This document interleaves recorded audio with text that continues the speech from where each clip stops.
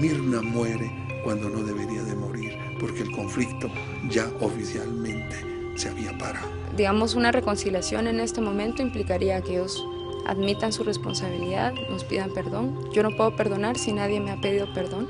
Mi familia no va a perdonar si no nos han pedido perdón.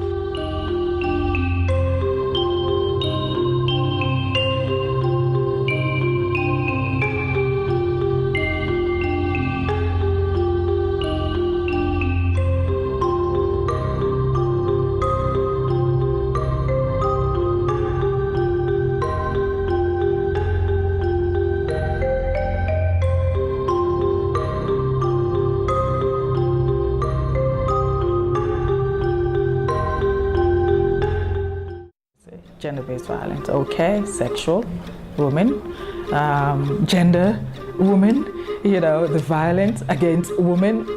It is domestic violence, which is being practiced always by men, Who does it? Man, especially men. And many of the humanitarian workers and many of the human rights workers will tell you that it's dangerous to take the focus off of women and onto men because it may draw resources away. How do you get away from that view that women are kind of automatically vulnerable, men are not? In war, if an individual can be emasculated, can an entire community?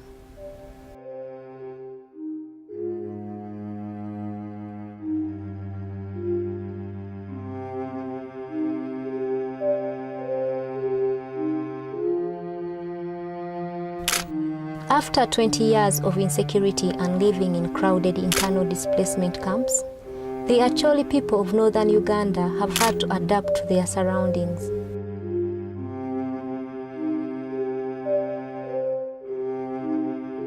Rural people were taken from their land and livelihoods and forced into guarded camps where they were made completely dependent on foreign aid and inadequate protection by the state. Expectedly, the roles of men and women in the community began to change. I'm from Western Uganda. To us, a man should be, we look at him as the overall family head, someone with the capacity to build a home, marry a wife and take care of his children. It is very important that we begin engaging men to talk more about what happened to them from their own perspective. If you don't have a full picture and you leave certain legacies of violence untouched, they're likely to lead to other violations. We know that victims become perpetrators if certain interventions are not made.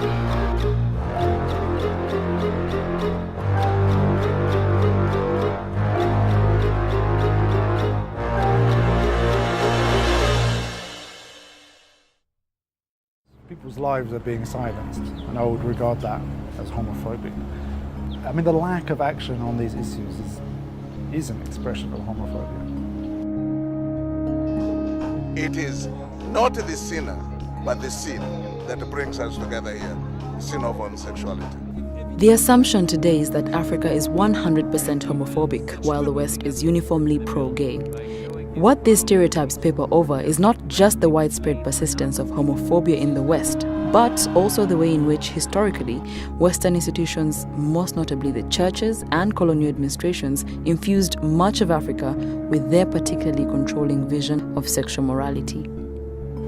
To me, the real roots of this attitude go all the way back to the foundation of the Christian church, which is now nearly 120 years ago.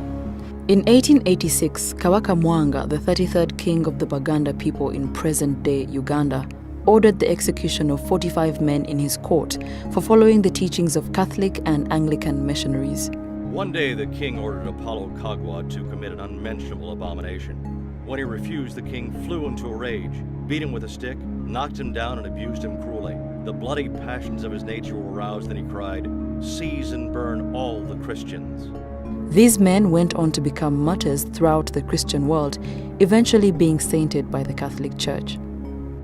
The most powerful argument they used to mobilize their Christian followers against him was to accuse him of being a homosexual. Now, the Christian teaching tells us, the Christian historians tell us, that their defying their king was in defiance of his homosexual advances towards them. They were killed, they were executed, about 40 of them. And this became a hugely celebrated moment in the growth of African history. And for 100+ years, the European missionaries used that incident, that moment, to evangelize very widely throughout Africa. The Archbishop of Canterbury stated, "Overall, the proposed legislation is of shocking severity, and I can't see how it could be supported by any Anglican who is committed to what the Communion has said in recent decades." When they arrived at their new thinking in Europe, they simply thought they were going to transpose that thinking to Africa, to their sister institutions in Africa, without any kind of theological discussion in the interim. Now, I suspect that the human rights campaigners are going to make the same mistake of simply saying, let's transpose this question of rights as it has been arrived at over there and bring it here and simply start talking about rights. Because then you're going to be talking about rights at a very individual level. After the Second World War, the countries of the world got together to decide that there should be some treaty, some protection for people who are fleeing persecution. Especially after the Holocaust in Nazi Germany, there was a consensus and agreement by states of the world that people should be offered protection if they're fleeing their countries because they fear harm. In the United Kingdom, it took another 40 years before lesbians and gay men were able to be afforded protection. And in 1999, in a case called Shah and Islam, the House of Lords decided that also gay men would also be provided protection under that convention. NLR 387. I regard it as established that depending upon the evidence, homosexuals may in some countries qualify as members of a particular social group. Yet some homosexuals may be able to escape persecution because of their relatively privileged circumstances.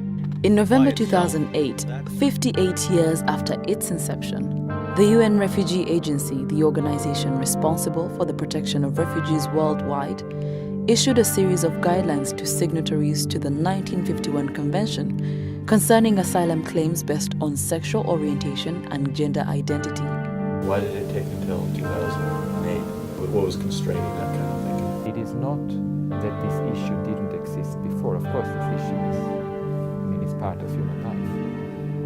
I think there has been more awareness among decision makers over the last I would say two decades, about the interrelationship between the refugee definition and LGBTI claims. We always have this divide between policy and action. I think that's part of anything we do, unfortunately.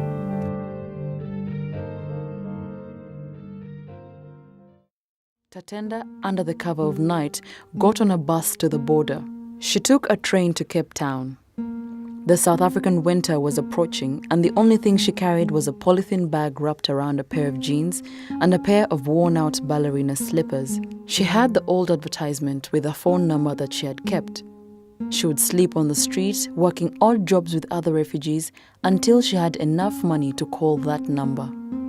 I was very scared, but not as scared as I could have been in Zimbabwe, because I knew it meant death. At least if I was going to die in a foreign country, I was going to die trying to be who I want to be. There are times when you just think you cannot get to the next day.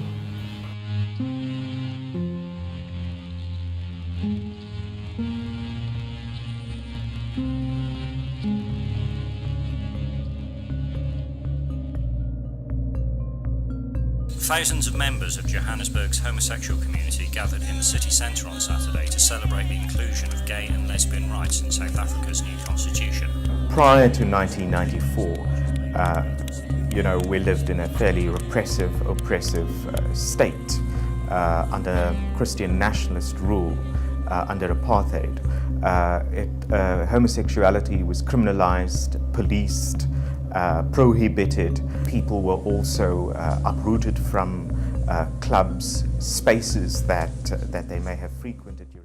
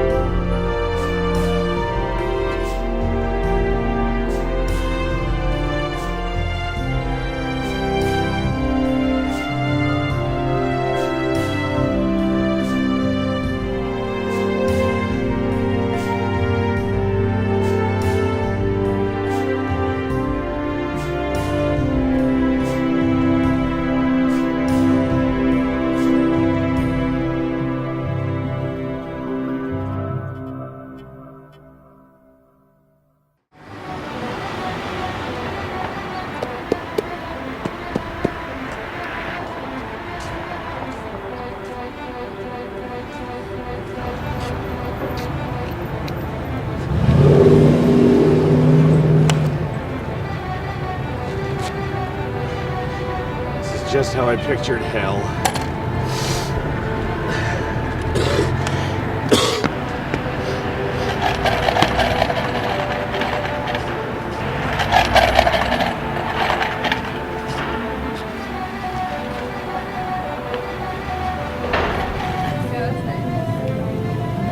Would you like to try that on today, sir? Oh, yes, please. Okay. Thank you. You're welcome. I'll just get you to stand in front of the mirror.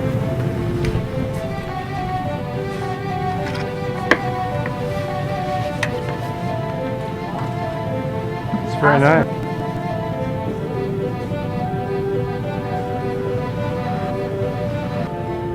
My dad was a loser. His idea of a wardrobe was to sell Anne. This would have knocked him out. I'm so proud of you.